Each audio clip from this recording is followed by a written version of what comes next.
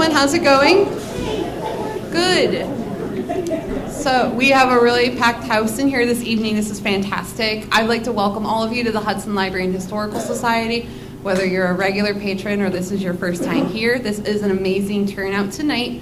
My name is Kelsey. I am an emerging technologies librarian, and I am very excited this evening to be introducing our speaker, Joe Pulizzi, who is returning to the library for the third time to talk about his expertise, content marketing, particularly Marketing 2030, how we can market into the next decade. Joe is practically an expert at content marketing and is the founder of Content Marketing Institute, the leading global content marketing education and training organization that teaches brands how to attract and retain customers through storytelling. The Institute also hosts content marketing events, including the largest such event, Content Marketing World, every September in Cleveland, Ohio. He's also an author of numerous content marketing books, including Killing Marketing, and is the host of This Old Marketing podcast. If everyone could please join me to give a very warm Hudson welcome to Joe Pulizzi.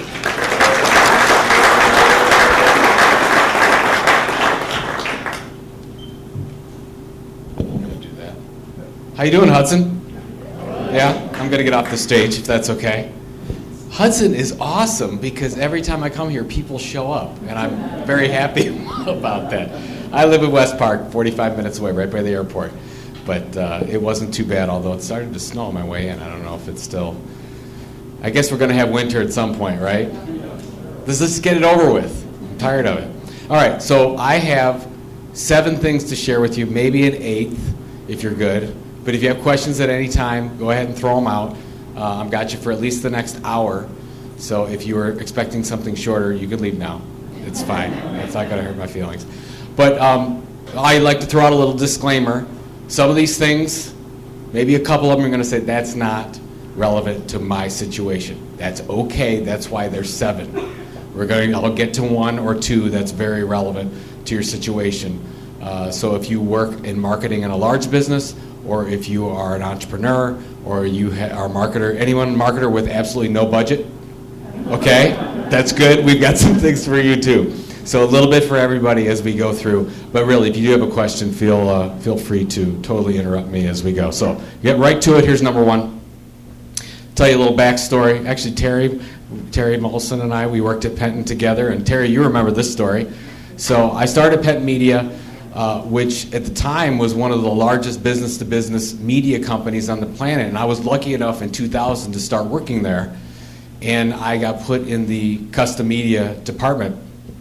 When I got hired in February of 2000, Penton's stock price, Penton was a publicly traded company at that time, their stock price was $34 a share. And little did I know that I was almost hired on the exact date of their highest price ever. And this is what happened immediately after they hired Joe, was this, and I kid you not, this is tragic. You know, Terry, we've talked about this before. You almost want to cry about it. About 18 months later, the stock went from $34 to 7 cents. I kid you not. Horrible, especially when some of the people at Penton had all their money in their 401k in Penton stock. So it's tragic. So okay, they threatened to delist and all this stuff. And when I was there were 8 people between myself and the CEO. Well, of course, a lot of things happened. 2001, 2002, media business dried up. We know what happened in 2001. And the next year, I was actually put in charge of Penton Custom Media, so I was reporting to the CEO by 2003. They basically got rid of everyone. So, and it's because I was the cheapest. It wasn't because I knew anything. They was like, okay, he's not making any money, we'll keep that guy. So he was able to stay. So I'm talking about this Penton Custom Media thing, and literally the person that I reported into didn't have any clue what I was doing. And we were creating magazines, and we were doing blog series and webinars for big companies and helping them tell their story. That was our goal. Most of Penton did advertising in magazines and sponsorships at big events and those types of things. So I went in to see my boss at the time, so I just met him, and I put all the magazines we were doing, all the wonderful things I thought we were doing, that we were making some pretty good money for Penton. And I said, here's what I do. And he looked at this. He looked at all my stuff and he picked up one of the magazines and he asked me, he says, well, why didn't you sell advertising instead of selling this for your clients? I said, well, the client didn't need advertising. What they needed to do was tell their story better to their customers. They're trying to build a relationship with their customers, and they didn't need an advertising program. And he said, well, he basically said, you are the worst salesperson in the world. You should be selling advertising. And I went back to my office and I said, I'm in trouble. I mean, they are definitely going to get rid of me because my boss doesn't even know what I do. So I'm like, okay, well, do I feel sorry for myself or do I do something about it? So I did an Andy Dufresne. I basically started, right, if you know the part in Shawshank Redemption where he wants books for the library. So he starts writing a letter, I think it was every week or every month, to the state to get funds to buy books. And I said, well, I'm going to do that.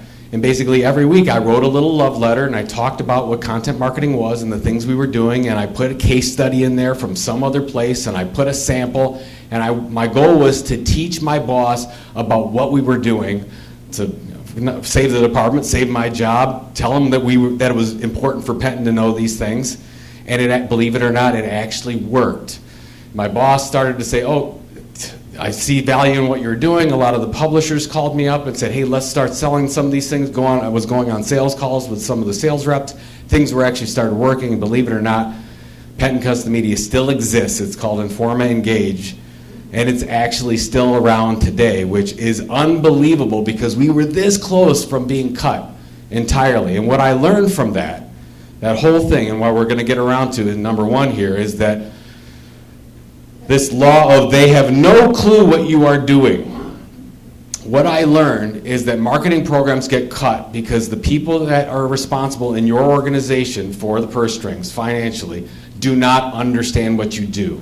And marketing programs, for the most part, don't die because of ineffectiveness, which we think would be true. They die because somebody doesn't get it. And it's your responsibility, I don't care what size company that you're with, that you start to teach the people involved in your budget what you do. So you have to sell internally. And I've worked with a lot of marketers at a lot of different size companies, and nobody does this. And you have to start. I don't care if you for a size company of 3 or 4, and you're working with the CEO, or even as the CEO, so you could talk to your employees about what you're doing from a marketing standpoint. Let me talk a little bit about what's going on in content marketing with this issue. Everybody know Casper, the sleep company, mattress company? They had a really amazing sleep site. They were going to be the educational providers for everything around sleep. How to sleep better, when to sleep, what to sleep on, all that stuff. They called it Van Winkle's.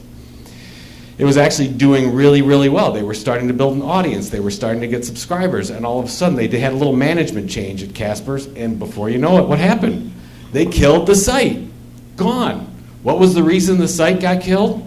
Not because of ineffectiveness, because the new person had no idea what they were doing. So we have to know this happens all over the place. So here I am speaking all over the world on content marketing. I'm saying content marketing programs fail because there's no strategy. You could also say marketing programs. No strategy, no consistency, no differentiation with you and your competitive set, no true value for the audience. You're not patient enough with it. You want results right away. These are all things that lead to ineffectiveness in marketing. But the number one thing is somebody in your organization doesn't get it. So if you're afraid about your job or afraid that somebody's going to kill your great idea, it might be because you're not educating them enough. So here's my to-dos here for number one. First thing is find the people who control your budget. Marketing, financial, executive. And teach them about what you are doing. Make sure that it's not more, if you're typing something up to them, I always love sending something in print to them, make sure it's not more than a half page. I mean, keep it in bullet points, please. Most of the executives I've dealt with can't read past the fold. So teach them about what the payoff is for the company, why you're doing this. And I like to say this, and then I've seen this happen. Most of the time when marketing programs gets canceled, it's because somebody didn't do this. Okay, so that's the first thing. We want to educate. Number two. Anybody read articles from BuzzFeed? I know you're way too sophisticated an audience. Some of you do, admit to it. I love it. So there's BuzzFeed. BuzzFeed was actually struggling for a lot of years. They've been able to turn it around. 2020 is the year they're actually going to be profitable, quite profitable. It's amazing what's happened with their business model. But what I want to share with you is, did you know that in 2019 they sold $230 million worth of things that weren't media? Household appliances, ice cream, tasty toys. Do you know this? Anybody go to Kohl's and see their household pots and pans and things that they're doing? This is BuzzFeed, folks, this crazy media company. They're selling products and services.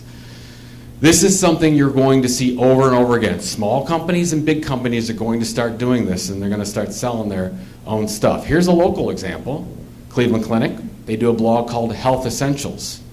And for most time, when you look at a marketing initiative and somebody is creating content, you think, well, that's an expense. They've got a lot of people creating the content, doing a lot of work, distributing it, SEO, all the stuff behind it. In 2020, they are projecting to not even cover the costs with this, but to actually generate a profit from the blog itself. This is Cleveland Clinic. This is a hospital, folks. So what's the goal of Health Essentials blog? Of course, they want to drive more patients. That's what they want to do. Makes sense, right? That's a hospital wants to drive more patients into the hospital. But through their Health Essentials blogs, it gets millions of people to this blog every month. They sell advertising. They do sponsored content. They syndicate that content. They create content for little companies like Google, believe it or not, on different parts of the medical industry, and they also do direct consulting. The reason why I'm telling you this, I don't know when this is going to happen, but this is the trend. I'm terrible at predictions, just ask my wife. But I can tell you for a fact that most marketing programs will actually start to generate revenue, and someday will just come off the expense line and will be on the revenue profit line. This is where we're heading. So what I want you to think about, I want you to just prepare for this idea. And actually, believe it or not, it's easier for small companies to do this than large companies because it's all political red tape. Because most people don't want to do this. They think that, no, that's not what marketing's for. I disagree. I believe there's definitely more than one revenue opportunity in marketing. So number 2 is the law of self-sustainment, and we can drive multiple revenue lines through our marketing. So this is from Killing Marketing that Robert Rose and I put together in 2017. There are actually 10 different revenue opportunities from your marketing. So the core of this is if you build a loyal audience. Let me see a raise of hands. How many of you have a customer e-newsletter, a blog, or a podcast that you're sending out to your customers right now? Okay, so I would say that's probably half the room. So half the room right now, you're already doing this. You're trying to build a loyal audience. When you build a loyal audience, you can sell them direct revenue opportunities or you can sell them indirect revenue opportunities. Most of us think about content marketing indirectly. Oh, I'm going to build an audience, and with that audience, then I can sell more of my widget, my product or service. That's what we're trying to do. Or I'm going to send a customer magazine out to them, and if they're more loyal, they'll buy more stuff from me. That's historically what content marketing is. So we can sell products, we can sell services, we get more recurring, keep our recurring customers, the customer loyalty, we can have more profitable customers, that's what this is about, or you could maybe do a conference or event. That's what we did at Content Marketing Institute. You could sell premium content. You could do subscriptions, advertising. This is all what media companies do today. This is all what non-media companies do today. The most innovative companies do today, like Amazon, Apple, Google, do all of these. Amazon generates, except for maybe donations, does all of it. You just may not know of all of it that they're doing. Cleveland Clinic does, I think, 8 of these. So this is maybe not today or tomorrow. We'll get to the today and tomorrow stuff in the next couple ones. But I want you to think about it. If you are marketing, if you're a marketing professional, you need to know that this is happening, and it's going to be more and more important as we go. So I want you to focus on your marketing goal, whatever that is. You're like, hey, I have got to keep the business open. I got to sell more stuff, Joe. That's my number one. That's great. I totally get it. But I think that if you're smart about this, you ultimately can do both. All right. Okay, number 3. Any entrepreneurs in the house? Love it. I failed the first couple times. Third time took, thank God, or I wouldn't be here. if you look at any of the stats, and I know all you entrepreneurs have, that most entrepreneurs fail, right? We know this, we've seen it all, we've read books about it, 90% fail. What do we do about it? Well, a lot of those entrepreneurs out in Silicon Valley have failed so much that Stanford has created a program just on mergers and acquisitions, because what they're saying is that maybe we shouldn't get the Mark Zuckerbergs of the world just to start these things and put billions behind them. Maybe they should go buy a business that's already out there and we should help them manage it. So they're thinking about, okay, maybe we can lower our risk, because it's very risky to start a business. Maybe it's not as risky if we go acquire somebody else's business and grow that. This is exactly what we're seeing in content marketing, in marketing in general right now. I call this the failed startup law. We do this with all of our marketing. Almost 99.9% of marketing programs are created organically. Somebody has an idea and says, I'm going to do some marketing, and you start putting the campaign together, and you start finding the people to do it, and it's just yours. You've created the whole thing. But if we think about that, that's the riskiest way to go. It's the most unproven way to go. The better way to do it would be to say, hey, I have that idea. Is anyone else doing that right now? Because if they are, let's go buy them. I know it's hard to think about, but we've talked to CMOs of Fortune 500 companies that look at me like I've got three heads when I tell them that they should be going and buying a media company, for example. But that is what we need to start thinking about. And by the way, before you think that you're a small company, you can't do this, you absolutely can. I'll share with you a couple of examples. So here's this is just happening. This is stuff that's in the news right now. So Dennis Publishing, large publisher out of the UK, sold 2 of their magazines to Raspberry Pi. Raspberry Pi is a small hardware manufacturer. Raspberry Pi wanted to start a photography magazine and a custom PC magazine, or an audience, wanted to build an audience around that. So instead of doing it fresh and saying, okay, let's go find the distribution, let's go get them on our mailing list, let's go start creating a magazine, they said, okay, who else is doing that right now, and can we go buy it? Dennis Magazine, they've been trying to unload these magazines forever. Raspberry Pi said, great, I'll take it. And Raspberry Pi has something like 20 different magazines now, and by the way, they're not a media company, they're a hardware producer. It's working really, really well for them. Arrow Electronics, Fortune 119 company. If you used to ask me, Joe, who is the largest media company in the electronics engineering space? I would say, well, it's not a media company, it's Arrow Electronics. They have purchased or organically grown, mostly purchased 51 different properties all around the electronic space. These are the kinds of things that we're seeing. So when Grantland, those of you sports fans, Grantland closed down a long time ago. It was a Bill Simmons site. I absolutely loved it. And when it was going, they were shutting the whole thing down. I'm like, why doesn't Nike, or why doesn't Adidas, or why doesn't Under Armour go and buy this? You know the answer to that? Because the CMOs aren't thinking about it. Nobody's thinking about it, this opportunity. By the way, this is still the page at Grantland. They're still available. Like, somebody could go buy them now, buy that. I'm just saying. I wish somebody would do something. Deer and deer hunting was just up for sale. And I'm thinking, well, why doesn't Yeti coolers or Winchester rifles go and buy them? And Terry, you'll remember this one, Convenience Store Decisions. This was a Penton property they were trying to get rid of. They sold all the audience, all the assets, and everything for $75,000. Any company can afford that, can get a loan for that. You know what this is worth right now? This is doing in revenue per year well over $3 million a year, which they picked up a few years ago for $75,000.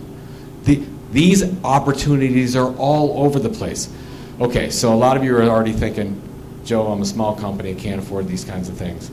When I was at CMI, we purchased 3 small companies. One cost us $15,000, one cost us $125,000, and one cost us about $400,000. So if you're saying you can afford the $15,000 one, fine. I'm saying that these things are for sale, and there's an opportunity if you want to do this. So a couple things here. If you want to learn about how to acquire content and how to acquire these companies, I wrote a whole post about it. Here it is, bit.ly/buy4content. But here's what you need to do if you want to do this, because It doesn't just happen. You have to prepare for this. This is a strategy. If you wanted, let's say you want to build an e-newsletter for your customers, or you want to build a blog, or you want to have the greatest podcast in your industry, or whatever you're trying to do, start making a list of people that are already doing that. Oh, that individual has a great discussion forum. That person wrote a great book. So if you keep a list of these things, when these opportunities come forward, you'll know what to do, and you can do that. So keep that list. And there are a whole lot of distressed media assets out there right now. I'm going to say that again. There are a whole lot of distressed media assets just waiting to get purchased. A lot of these are 5 figures. So there's a big opportunity there. All right. Number 4. Good? Everybody with me? You good? Okay. Number 4. Anybody familiar with MailChimp? I use MailChimp. I'm a customer. I like MailChimp. They launched an initiative early last year, called MailChimp Presents. As you can see, a short form series, films, podcasts created with entrepreneurs in mind. So most of us are the target audience for this, right? So if you go to MailChimp Presents, they basically launched 12 things at the same time. They launched video series, mini-series, docu-series, podcasts, all of them at the same time. I am a betting man. I was going to say I'm not a betting man, but I am a betting man. This is not going to work. I can almost guarantee you that this will fail. How do we know? Because it's always failed. When any company, media company or regular company, launches these things all at the same time, your focus is all over the place.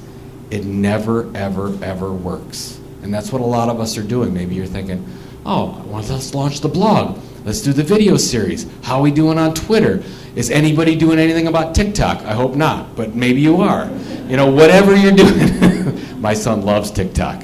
You big on TikTok?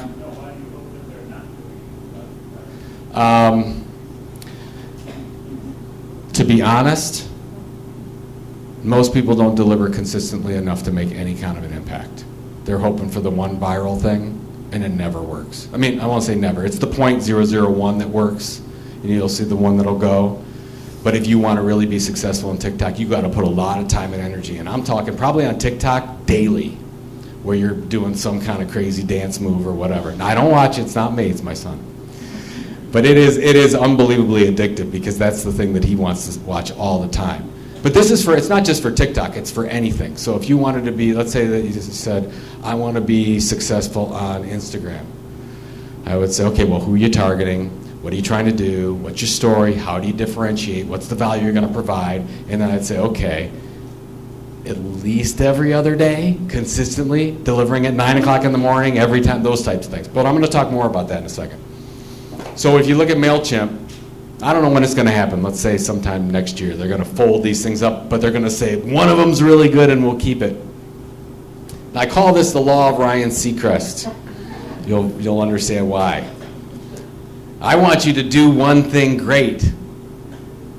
Now, Ryan is one of a kind. If you follow Ryan Seacrest in his life, you'll know that in the morning he gets up and he has, I think it's Kelly and Ryan, right? He has the morning show.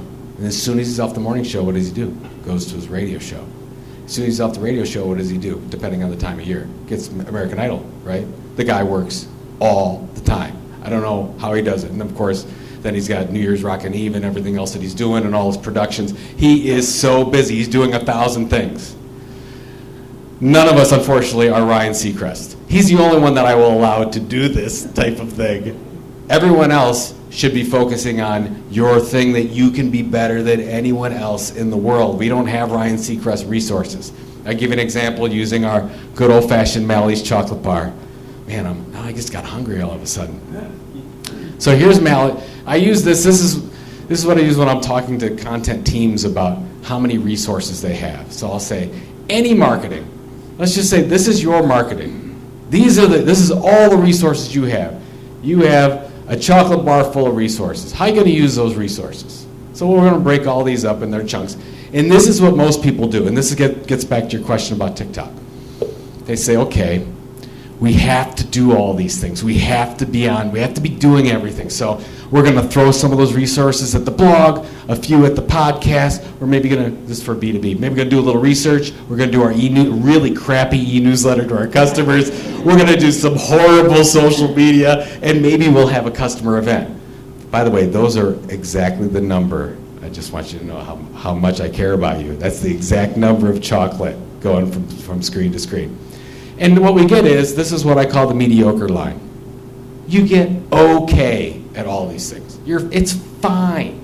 Like, nobody wants fine, but it's fine. I'm happy for you. You're doing fine. But we got to get to this great line, because your customers have so much to choose from, right? There's so much amazing content in your specific industry, so much about what you sell that's already good. How are you going to be great? You're not going to be great by spreading it all around. It's not going to work. So what I want you to do is focus on one or two things. So maybe you think about, we don't have really a presence on Instagram, or maybe you do, but I'm just using Instagram for an example. We're shutting down it. We're not doing anything on Instagram anymore. So we're going to get rid of that. We're not doing anything on LinkedIn or Twitter or whatever it is. That blog, it's a weekly blog that we published once in the last 2 months. What are we doing? Let's just stop that. It's craziness. But you'll find something, in this case I say a podcast and an e-newsletter, where you can get to that great line. And you can do that, and you can do that focus. And luckily I've been in the publishing side for 20 years, and if you look at successful publishing brands, and you go back to the day, you go back to the New York Times and Huffington Post and BuzzFeed, how have they started? They started doing one thing to one audience really, really well. So that's what I want you to focus on, and not say you have to do everything. Absolutely not. I would never say create more content. What's an example of this? Well, Procter & Gamble's been doing this for a long time. I'll get to you in 1 second. I'll finish this one. Procter & Gamble created Homemade Simple 15 years ago. They did it with a blog and an e-newsletter. And now if you've seen their commercials, Homemade Simple has its own brand. They've created their own products and services, but they started very simply by just doing one thing well, and that was having a really good blog about cleaning and efficiency at home and all those things, and now they're Homemade Simple. And Content Marketing Institute, a lot of people don't know this. They know us about, okay, great, we've got 4,000 people coming to our event every year. It's really great, wonderful, but it was because the first 28 months, all we did was a blog. That's all we did. We had a blog and an email newsletter. That was it.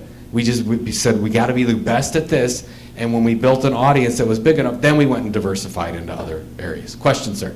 Yeah, how do you reach up various channels? You have different channels that you're trying to build. Do you have different channels? Yeah. Like when you say channels, you mean different audience groups, or are you talking about like? Vertical audience groups. Okay.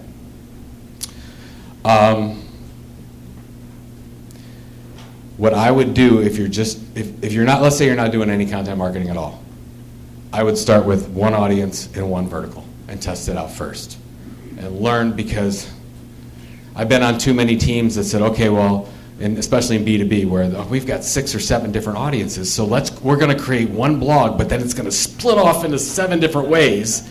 And then, okay, well, Bob, you're in charge of the blog, so you're going to have to write one blog every day for the week to cover this whole thing. And then Bob dies because Bob can't handle it. This is terrible. Yeah, poor Bob, right? So that's what I would do. Test it first, learn, work out the bugs, and say, okay, that worked, because what you might learn is that doesn't work. That's not what differentiates you. You're not providing value. And then you can say, okay, we got to do something else. Yeah, go ahead. Content Marketing Institute is, it's the educational provider around the practice of content marketing. So all Content Marketing Institute teaches is how to do what we're talking about today. How do you build an audience through consistent communication, through a blog, a podcast, e-newsletter, those types of things. I love Content Marketing Institute. I have to say I'm not formally affiliated with them anymore. So if you see anything on there that you like, you could say that's Joe's. If you don't like it, it's not me. It's somebody else. But yeah, so basically they do events around the country, but their biggest event is here in Cleveland. And actually, it's always in September, but this year it's in October. Content marketing, like October 13th or something like that. So they try to attract people like yourselves to come in, and then they bring in 100 speakers from all over the world to talk about Facebook or YouTube or whatever, building an audience on those channels. Does that make sense? Cool. Good. So you do a podcast. So how much podcast is too much podcast, and how often should you do a podcast? I wish I had the answer for you. It always, the most important thing is consistency. So I would ask you, what would be your frequency to be amazing with your content, and also deliver consistently over time? And with maybe you got a full-time job, but you're also going to do the podcast thing. I'm like, okay, you got to get guests for it, or maybe you don't. I don't know what your setup is. And you say, I can do that every other week. I would probably say every week would probably be a better way to do it, but you might say, at this point, every other week, with the goal of going weekly. Now, to be honest, on a podcast platform, if you had unlimited resources and you could make it great every day, I'd say do a Joe Rogan. I'd say do it every day, because there's no such thing as too much content as long as it's helpful and valuable and good. And a lot of people, they get email newsletters. You might disagree, but if you get a really valuable email newsletter for somebody every day, what are you doing? You are opening that, if that's going to help you with your job, your life, or whatever. So that's what I would think about. So if you're thinking about starting a podcast, I would say, how can we be great on a consistent basis, and what would be that? You might say every other week. That's for ours right now, because I told Robert Rose I do This Old Marketing Podcast. We used to do weekly, and I said, my things have changed for me. I got a new direction. I can be great every other week, but I can't be great on a weekly basis right now. Maybe that'll change. So we do every other week right now. So good, really good questions. All right, so number 4, place heavy bets on your winners and start killing off what's not working. You can do that right now. Tomorrow, make a list of all the stuff you're doing. How are we doing on Twitter? What's our content strategy there? Are we doing podcasts, email newsletters, white papers, webinars? You can list all the stuff that you're doing. Some of you are doing 3 things, some of you are doing 20. And I would make a really good effort to start killing some of those things off so that you can move up the resources to those other things. And then when you build an audience, then you can start diversifying. So if you got 10,000 listeners on your podcast every time, and you're like, the listeners are starting to clamor for more, then you could say, okay, maybe now we'll do an event. Or maybe now is the time to do something else. We'll wait till you get that audience. All right, number 5.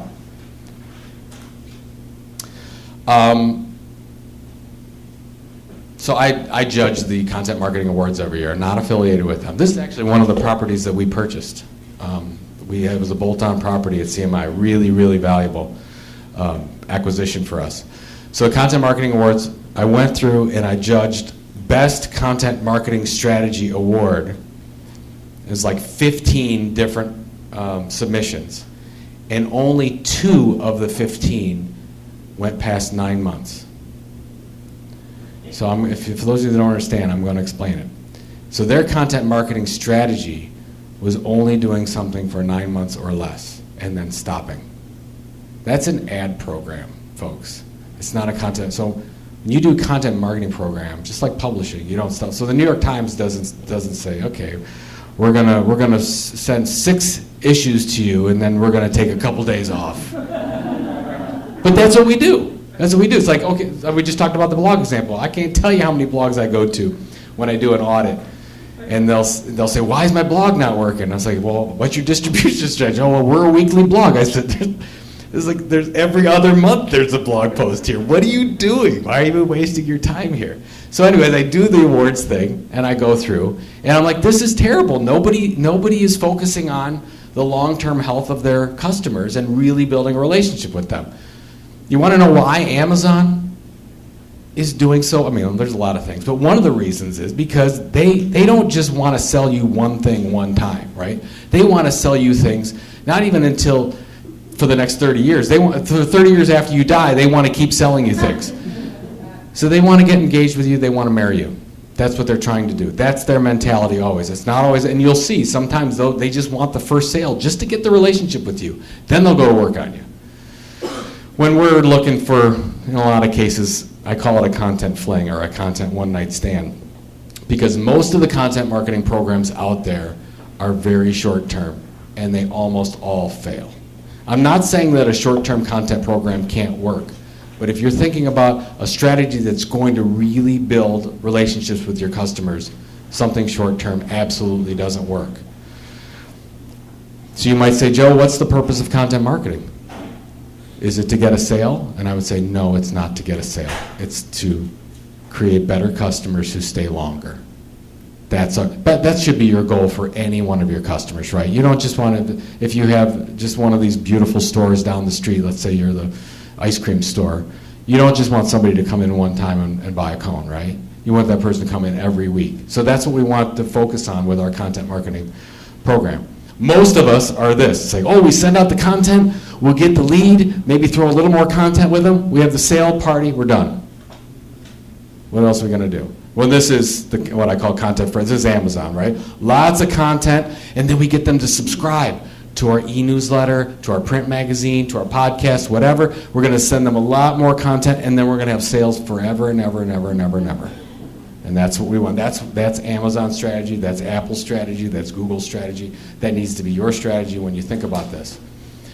So, for any of you doing anything, or you're thinking about doing something, I just say you have to do it. We just talked about this. You have to do it consistently. So if you're going to do a podcast, an e-newsletter, whatever, it has to be consistently. And if you have ambitions of actually creating a loyal audience, you have to give it at least 18 months. So here's the point about that. If you are in a financial position as an entrepreneur that you need to sell things in less than 18 months, don't do content marketing. All right? Do something else. Go buy ads. Go buy Facebook ads. Give Mark Zuckerberg all your money. Whatever you want to do, which is not bad. There's nothing. I have no problem with advertising. This is just a different way to market. It takes a lot longer. So, started Content Marketing Institute basically around 2007, and in the fall of 2009, I was looking for a job. Honestly, because I'm like, this is not going to work.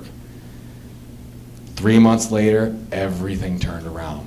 That was about the 22, 23, 24-month area. And then we were $1 million company 12 months from that point. We were a $10 million company 4 years from that point. It's that I almost didn't have enough patience to get there. So I'm telling you, if you are patient enough, you can actually create something that's amazing. All right, number 6. Anybody know about the country of Cyprus? You should check it out sometime, because what happened to them, Cyprus was completely broke, and the government was trying to figure out, well, how are they going to get money? The government of Cyprus had no money. And so what they did is they went to the banks of Cyprus citizens and they said, well, we are going to take their money because we need it. So they went into if you had a bank account with the major banks in Cyprus, they took 48% of their accounts and just took them to pay off their. Do you believe this? Isn't this crazy? It's so sad when you read about this, because I've read about this for a while, and I'm like, this is horrible. The reason why I'm sharing you with this, because this is exactly what Facebook has done to us. I'm sorry, I don't have anything against Zuckerberg. Well, a little bit. Not their fault, our fault probably, because when you started building your Facebook page and building your audience on Facebook, you actually thought it was your audience, right? But now we realize, no, it was Facebook's audience that we're building, all the stuff we're doing. So we had all this organic reach. This is October 13, we had 12% organic reach, and down and down and down and down. And for any page that's out there that has 10,000 or more likes on it, the average organic reach is 0.1%. 0.1%, going down to 0. You should expect 0, yes. Isn't it just kind of natural for that to happen or something like that when audience is not that kind of out? That's absolutely true. That's part of it. And the other part is that it's Facebook's platform, it's LinkedIn's platform, it's Twitter's platform, and they can do whatever they want with it. And basically, we're renting space with them. Yes, exactly. That's it. If it's free, you're the product. That's exactly true. Although, when all these social media channels came out, that wasn't the attitude, right? The attitude was, oh my God, marketing is free now. This is great. Unfortunately, this is where it's gone to. I'm going to share with you a lot of examples about this. So we're going to call this the Law of Cyprus. I don't have anything against social media. I really don't. But I'm only sharing with you what I believe that's going to happen. Okay? So this is all a future presentation, so I'm sharing with you what I think the future is going to be. So here's the big six. I've got two little also rants here. So you got Facebook, Instagram, Twitch, YouTube, LinkedIn, Twitter, Reddit, and TikTok are here. This is what the kids cool with the kids right now. Reddit and TikTok, and it's amazing how the growth of these companies over here. So these are the six that basically control all the audiences that we're trying to build. Now we think that they need us. Somewhat, maybe they do. I'm going to share with you some things that are kind of interesting. So Facebook, this is 2018, they've gone up since then. So Facebook, just for an example, is starting to create a lot of their own content, shows, things like that. Like Apple's doing, like Amazon's doing. They're all doing this, right? They're all creating their own content. Amazon spent $7 billion, this is last year, spending $7 billion on video. All the companies are creating their own content. They used to just focus on our content, right? We're on Facebook, we're creating our content. They're like, okay, well, we're gonna advertise around that content. They're like, okay, well, we got a better idea. We're gonna create our own content. That's what they're doing there. Okay, that's one thing. Twitter, let's look at Twitter, for example. Twitter has no problem blocking anybody they want to block. I'm not saying they don't have reasons to do it, but they're absolutely, sometimes at random, they'll block somebody, and they won't block somebody that they should be blocking. I don't even understand what they're doing, but there's a whole list of people, and you can go on Wikipedia and see all the people that Twitter's blocking. It's really kind of funny who they decide to block and who they decide not to block. How can you block the tweet of God? I mean, come on. It's so funny. Fake news. Facebook is, as we know, maybe doing better. It's not solve fake news. I don't know if they're going to be able to solve fake news. It is a huge, huge problem. Amazon, I don't know if you see what's going on with Amazon's fake news, but what's happening is there's some really wonderful authors back from 50 years ago, and there are people that are creating fake books. So when you type, like this was an example of 1984. So if you go into 1984 and you want to buy that book, there'll be like 30 different versions sold from other marketplaces. Well, when they get bought, they're not 1984. They're other things. They're parts of it. They're maybe the cover of it. And Amazon can't get their arms around it. So lots of fake content going on there. And then, of course, we have all the privacy issues. I'll get to the question in 1 second. Then we have all the privacy issues that are going on too. So why am I sharing all these things? So we have these things all happening at the same time. You've got the social media companies that are creating their own original content because they don't want to count on us.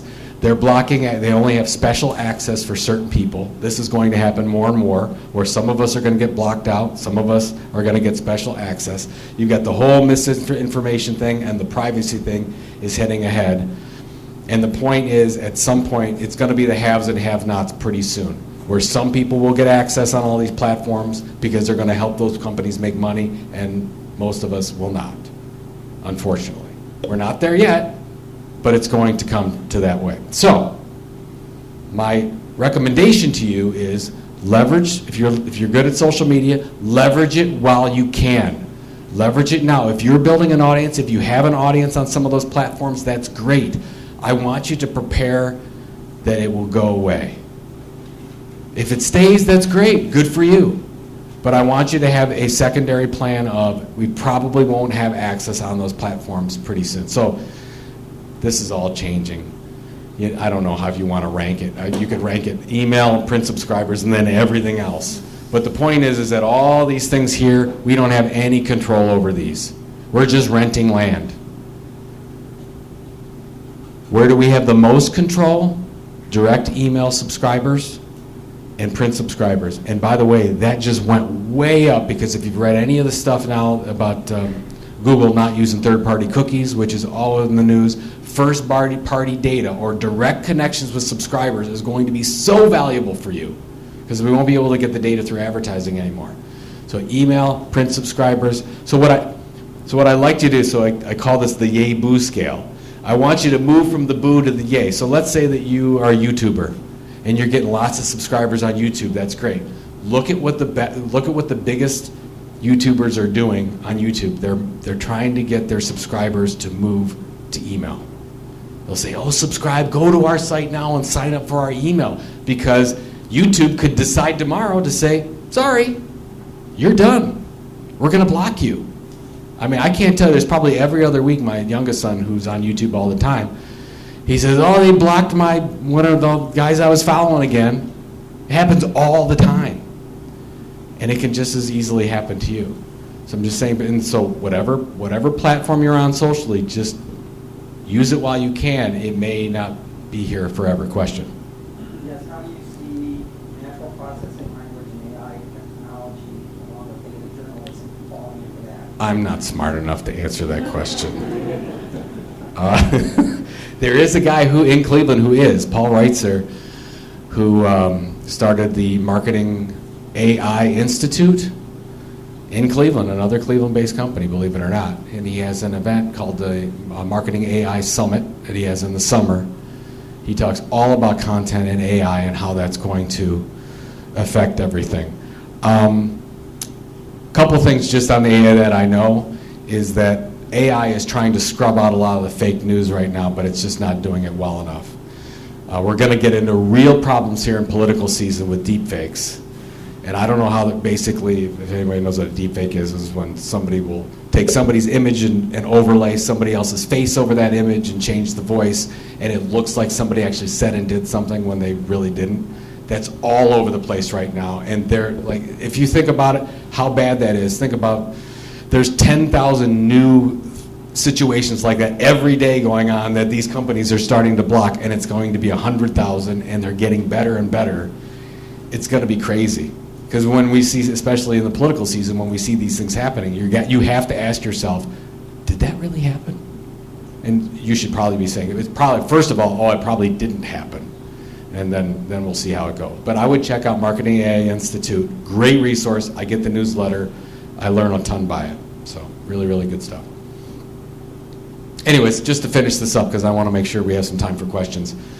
If you look at New York Times, to completely turn their model around, how do they do it? They have over 100 e-newsletters right now that most of them are getting over 60% open rate. 60% open rate. And they have over 100 of these email subscriptions now. So you just have to focus on doing one of these. You don't have to do all 100.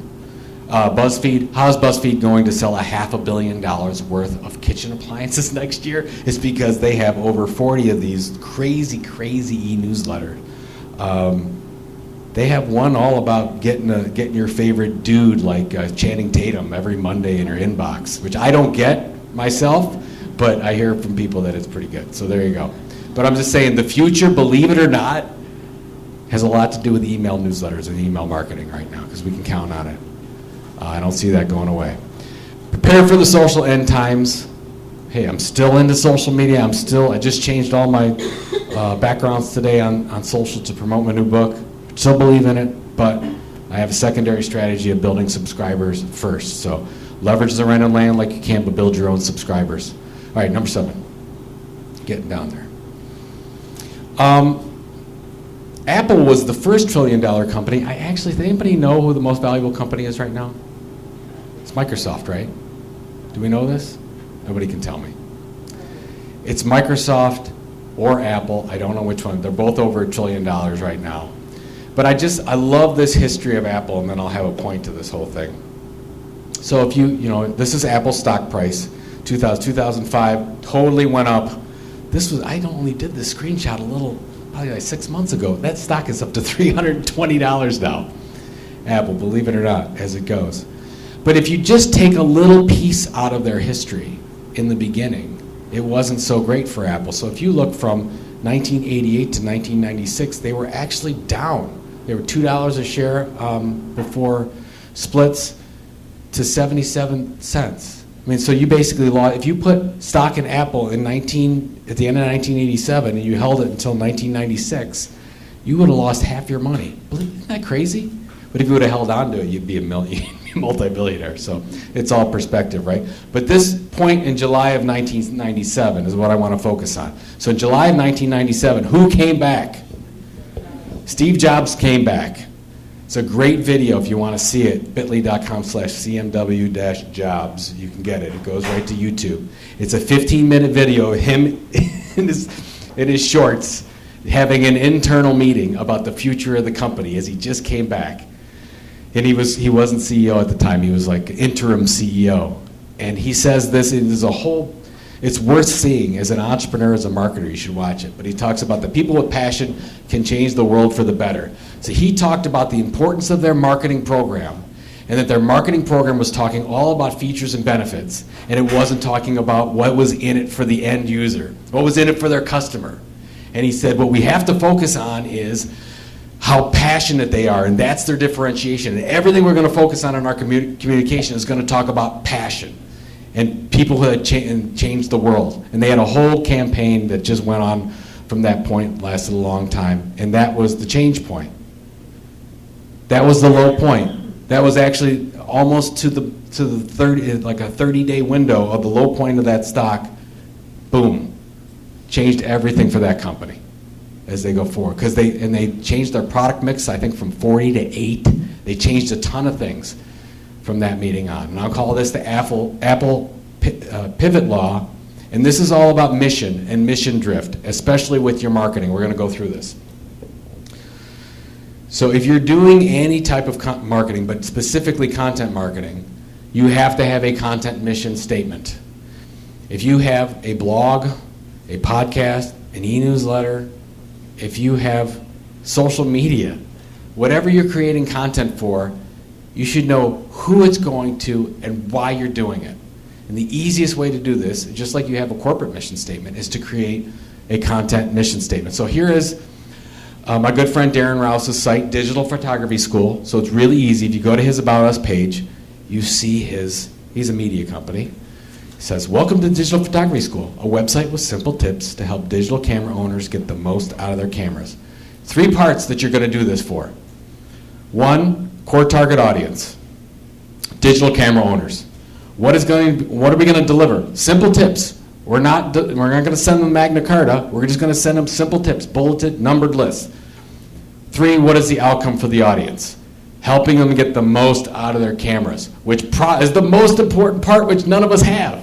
When you send out a piece of content to your customers, the first thing in your head should be, what's in it for them? It's most of the time is, how are we going to sell more stuff? That's what we're thinking. We have to take it the opposite way. How do we sell? How do we help them with their job, with their life, whatever? So what I want you to do is again, there's a long-term program with you and your team, is to look at where you're creating content for and focus on, first of all, who are you sending it to? Why are you sending it to them? What are you going to send them? What's the story that you're sending them? And then doing that little mission statement thing is very helpful. So for everything you do to every audience, you should have a mission statement. Look at any media company. Look at any media company in your industry. If you go to their website, so most media companies, let's say, have 8 or 9 properties, 8 or 9 audiences. You know how many mission statements they have? 8 or 9. One for every audience. One for everything they're doing. So focus on that as we go. If you get into your marketing meeting, let's say you're talking about all this content marketing stuff, you should start with, okay, let's review our mission. Let's go through it. Is this right? Do we all believe in this? This is the why. This gets people coming back to work every day. This is why we're doing it. Okay, I'm going to give you a special 8th. You've been such a great audience. I'm going to give you the 8th. And this is my kind of quick push back to you. I'm sure you get advice from all kinds of people that's telling you to do more stuff, right? Do more, and I totally do not believe that. I believe in exactly the opposite. I want you to do less. I want you to say no to all these things. I call this the marketing pushover law, because most marketers say yes to everything. So I want you to have conviction and say no, not just about the things like I'm not going to do that podcast that we don't have time for, but it's the content itself. So if somebody, let's say you create a really good report that's going to go to your customers, and the salesperson comes over to you and said, hey, can you mention our product more? That's when you actually have to say, no, we're not going to do that. That's not the purpose of this. That's not the part in the sales cycle that we're going to start pitching our product. We're educating them right now. We're trying to build an audience. That's down the road when they start to say, we want to hear more about your product and service. It's like, hey, somebody comes up to you and says, hey, I like the podcast idea, but can you launch a video series at the same time? Immediately, like, don't even wait, say, no, absolutely not. We're gonna focus on a great podcast first. And if that works out, then maybe we'll think about the video series. And then if somebody, let's say the CEO comes over and says, hey, let's just start creating some stuff and see what happens. That never works. Ever. Never, ever, ever works. So we want to build the strategy first, and you can do that very, very simply. So I want you to just say no. And I say you know you're right, but you have to build, you actually have to have the strategy for this. So you should, if you haven't done it, spend some time and focus on, okay, what are you trying to say? Who are you trying to say it to? What makes the most sense? With the resources you have, what can you do great? What can you do better than anyone else in the world? I want you to ask yourself those questions as you go. Okay, here's your 8, and then we're going to get to some questions. So 1, always be selling internally. First thing, you should have your own internal content marketing program. I want you to, for the future, plan for multiple lines of revenue. 3, look at the opportunities to buy. Really, really good stuff out there. Do one great thing, not everything. Stay away from content campaigns. Plan for the end of social, please. Control mission drift and have conviction in the practice. So a couple things about me. I have my own e-newsletter, believe it. If you go to joepulizzi.com, you can get my 3 keys to success. I send out I think it's a pretty neat newsletter every 2 weeks. If you like this kind of stuff, this is what I talk about every 2 weeks. These are the things that I am doing. So believe it or not, I've written 5 books on content marketing, and my wife didn't read one of them. And I had a conversation with her in 2018, and I said, well, why don't you ever read, you never read any of my stuff? And she says, you talk about marketing, it's boring. I don't want to read any of that. I said, well, what would you read if I wrote it? She said, if you write a mystery and a thriller book, I'll read it. And that's what I did. I wrote The Will to Die. It is an intense thriller. Some people call it. It's got marketing in it too. It's coming out. Believe it, the main character's a marketer. I mean, come on. Of course.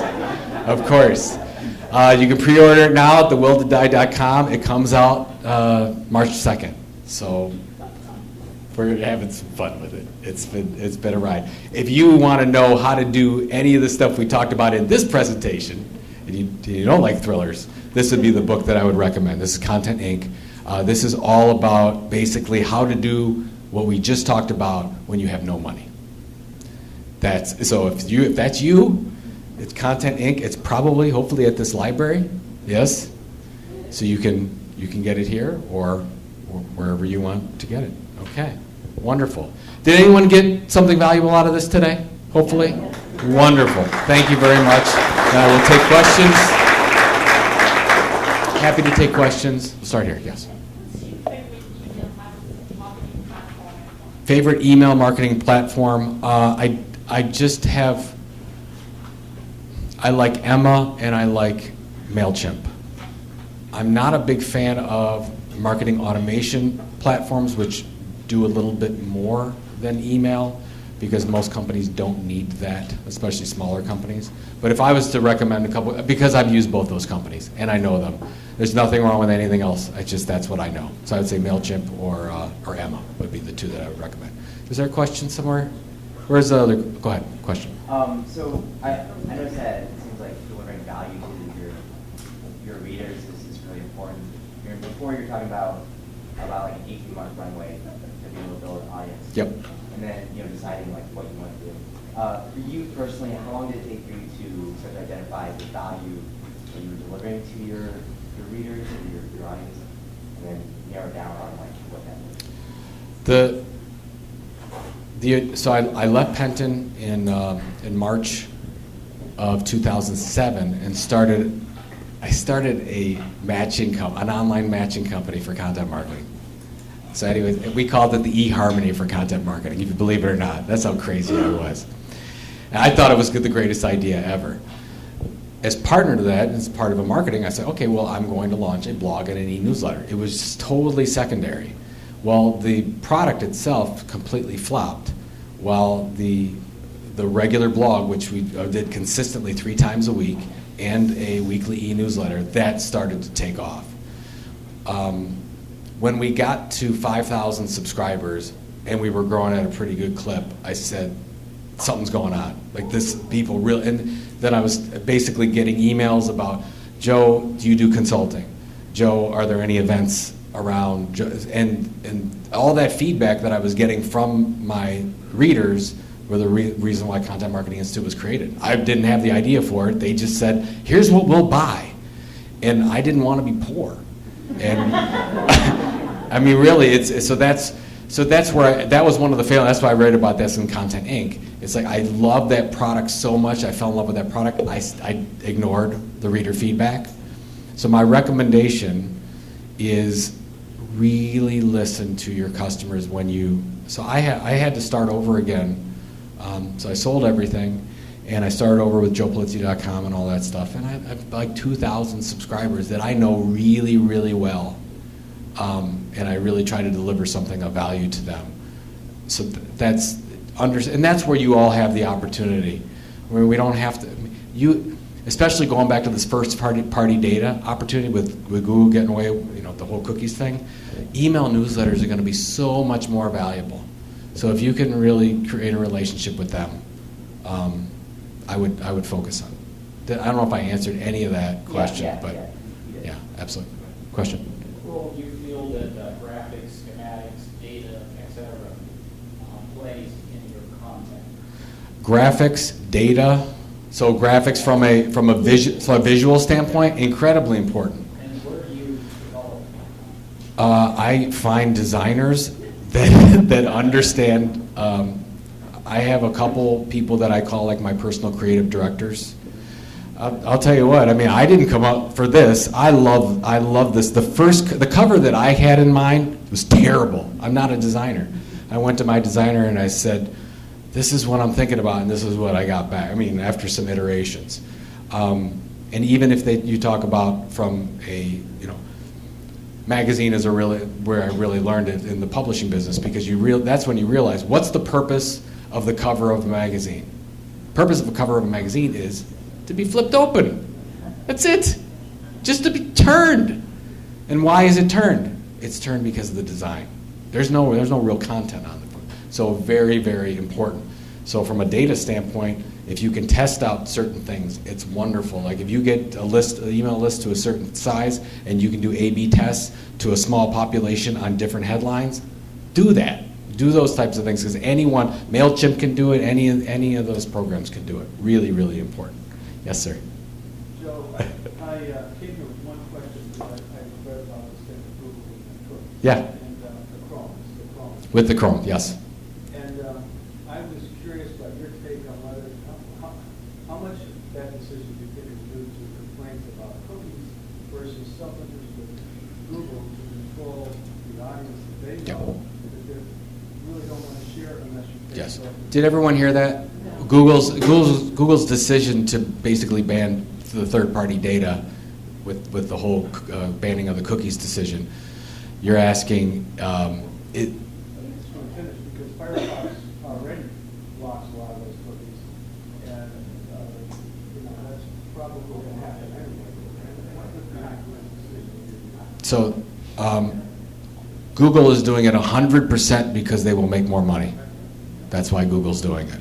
So basically, Google's not going to share all the information that they're getting from people going to different sites and coming into Google. Google used to share that out with a lot of people. They're not going to share that anymore. And basically, that means that Google's first-party data is going to be so much more valuable. It's great. It's a great decision by Google. But it could be helpful to us too, because a lot of advertisers out there don't get access to a lot of the data that they used to get access to. And Amazon vendors are getting the same treatment. Yeah. So I guess if it interests you at all, it just came out, a couple days ago? So I just Google and cookies, there's a lot of really good articles that will explain to you better than I could what it means. All I know what it means is that your first party data, your subscription data, your email newsletter, subscribers are really, really important. They always have been important. They're maybe even more important going forward. So, question? Yes, sir. So if you start a blog or a podcast, how do you get somebody to look at it? If you start a blog or a podcast, how do you get somebody to look at it? There's probably about 35 things that you can do. I don't know how much you want to go into all those things, but what I would do first is I would build, if maybe you already have relationships in the industry about the things that you're going to talk about. The best thing that you can do as a small business is get those people involved in your blog. Share content from them, get them to write for your blog, build relationships with a circle of influencers in your industry that can share things. The reason why our blog took off at Content Marketing Institute is because I had a relationship. I built a long relationship over 3 years with about 100 what I would call influencers that spoke or wrote about content marketing. And I shared their stuff all the time. I wrote press releases and I linked to people, and I tried to highlight their case studies. And I was doing it because my audience wanted to hear those things, but at the same time, they were very, very happy about it. And then they started to share stuff. And then when those influencers started to share, and by the way, it's all in Content Inc., so if you want to grab the book before you leave, it details the whole influencer strategy. That takes a long time, but that was probably the most valuable thing. Then there's paid. I would say absolutely, when you start a content initiative, you should probably take whatever budget you're spending at start. I would take probably 75% of that budget on distribution to build it. The most important thing you can do is build an audience, because it's not always the content. Robert Kiyosaki, who's Rich Dad Poor Dad, whatever you think about him, he says it's called bestseller, not best writer. A lot of really good content out there. Somebody creates a piece of content in the woods and nobody hears it or reads it. What is that? Anyways, a lot of people create a lot of good content but don't distribute it. So it's good you're thinking about it first to say, along with the strategy, what are we going to talk about? But how are people even going to get this thing so you can build the subscribership?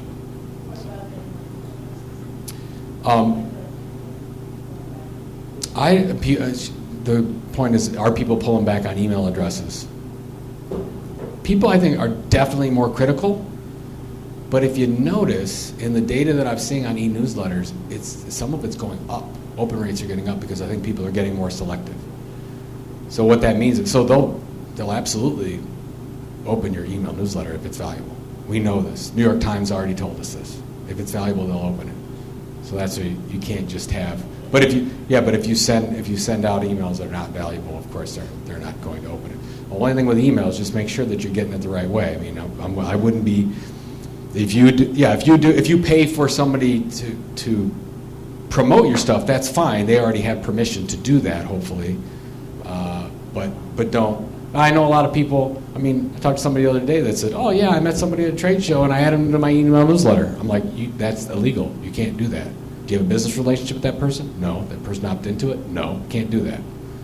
You are in trouble with the law if you do that. So, anyways. Yes, question right there.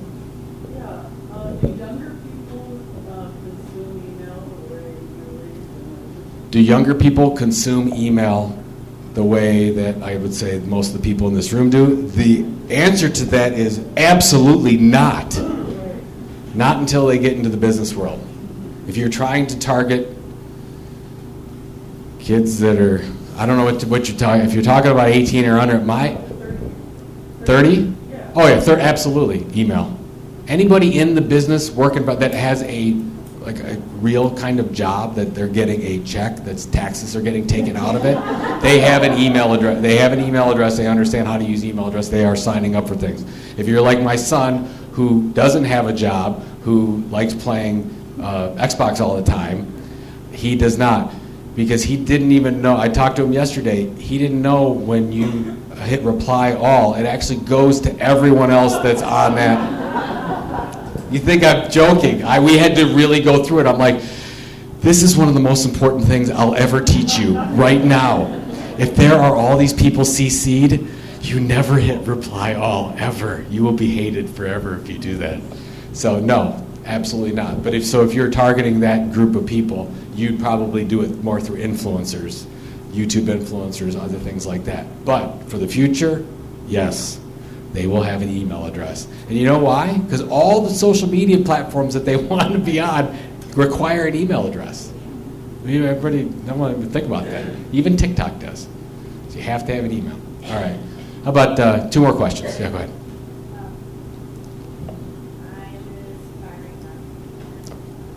Congratulations.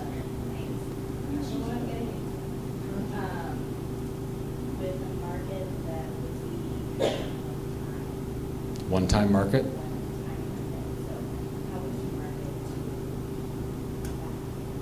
I don't know can you explain one time real quickly?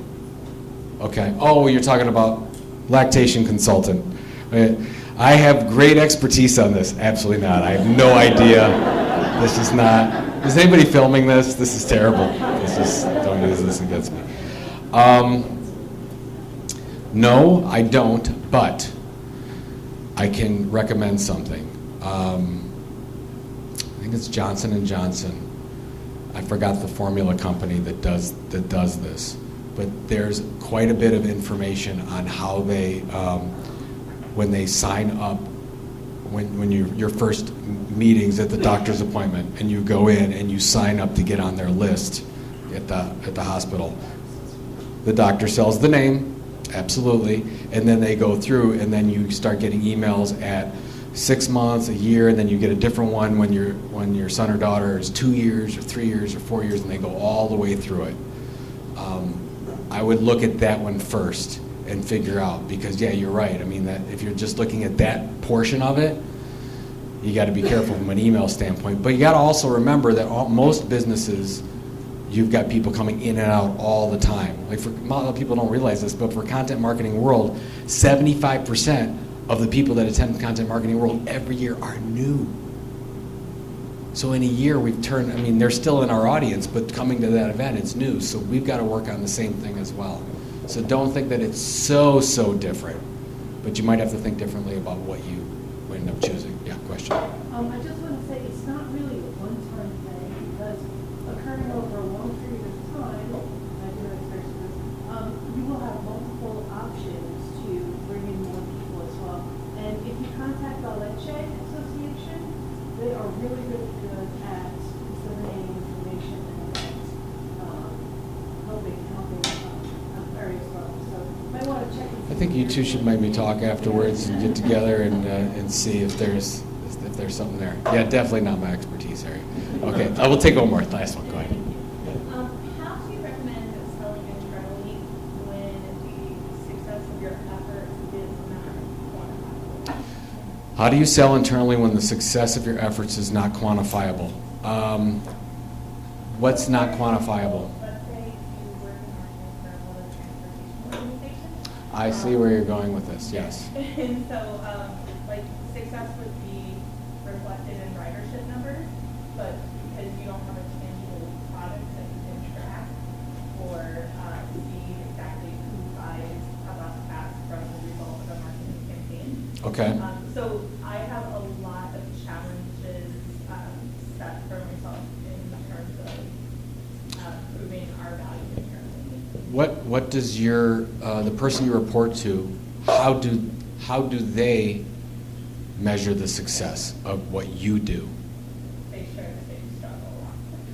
Because ridership is not a reflection of marketing directly. It could be anything. Could be some. The weather. Could be a lot of things. Yeah. Sure, absolutely. It's not quantifiable. There's a lot. So marketing is interesting that there's a lot of things that you can measure. You don't necessarily have to measure to the sale. You can measure to a lot of other things as you go. You can measure to loyalty. You can measure to yield. You can measure to all the other things that we look on that's might not be a direct thing, but it could be something else. Loyalty might be something that you're looking at. That's something that is measurable. That's something that you can have impact on. So I would get together with your executive team, and I would start asking those tough questions and figuring that out. Because if you don't know and they don't know, you are in a really tough position right now. Because how do you come in the office and say, we won, we did something? You can't have that little win to take you on to the next level. So I don't know what it is, but I think together you know the industry enough where you can figure out where can we make an impact and see something moving. And you might have to test some things to do it. But I would say, okay, we're not going to measure ridership with what we're doing, but what's maybe you're going to ask, what's our most valuable customer? Who is that? What do they do? What do they look like? Maybe we can say, we're going to make it, we want more of those people. How do we make more of those people? Then you'll look at a little bit more on that. You can have some real fun with it if you can say, okay, this is what we're going for. And you focus most of your efforts on this because the other stuff is just going to happen regardless. So have that meeting and ask those tough questions. Have them give you 2 hours. I'm going to stick around a little bit. If you have some other questions, I'm happy to do it. Thank you all for coming. I really appreciate it.